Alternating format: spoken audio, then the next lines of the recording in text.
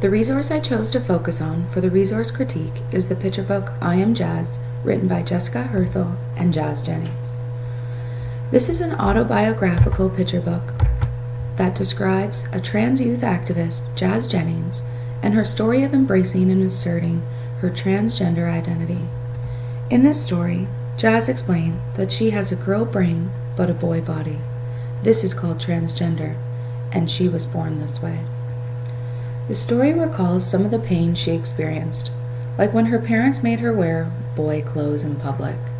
Jazz says that she felt like she was pretending to be a boy. The story ends with her family's affirmation that they now understand, and they wanted Jazz to be who she is, and they will love her no matter what.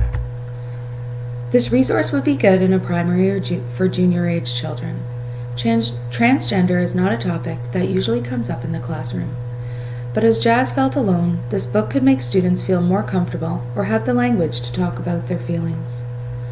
Teachers often say that they don't have any transgender students, but they may be unaware that many of them may not yet be out, or they don't wish to come out, or they only do so selectively.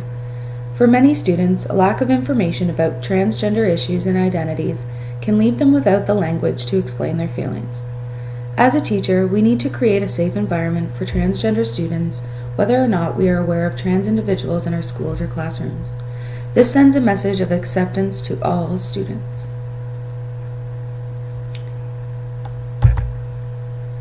The story directly links with teachings about equity and diversity in the classroom. According to the Gender Identity in Schools document, it outlines what schools can do to support gender-variant youth. Some of the things that they suggest is to provide a safe environment, develop school-wide policies that address more than just discrimination, professional development opportunities for students and teachers and administration, raise awareness in the school community, and challenge gender norms. According to the Equity and Inclusive Education Strategy, an equitable and inclusive education system is essential for all students to reach high levels of achievement.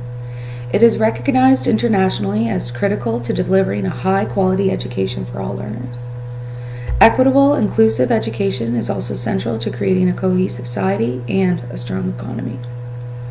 They define inclusive education as education that is based on the principles of acceptance and inclusion of all students. Students see themselves reflected in their curriculum, their physical surroundings, and the broader environment, in which diversity is honored and all individuals are respected. After reviewing this book, I realized that there are many voices that are not typically heard in picture books. This provides the opportunity to have open and honest discussion. We can use this book to prompt discussions about diversity and equity by developing an understanding for others. Some students may need to hear this information and get the words to explain how they're feeling. Some things that I've learned that I will incorporate into my own teaching practice are not having students lining up as boys or girls or separating them by gender for certain activities, displaying visual images reinforcing gender inclusion, such as pictures of people who don't fit gender norms, providing opportunities for every student to identify a preferred name or pronoun, challenging gender stereotypes by looking for and talking with students about examples in the media that reinforce these stereotypes or what can be done about these portrayals.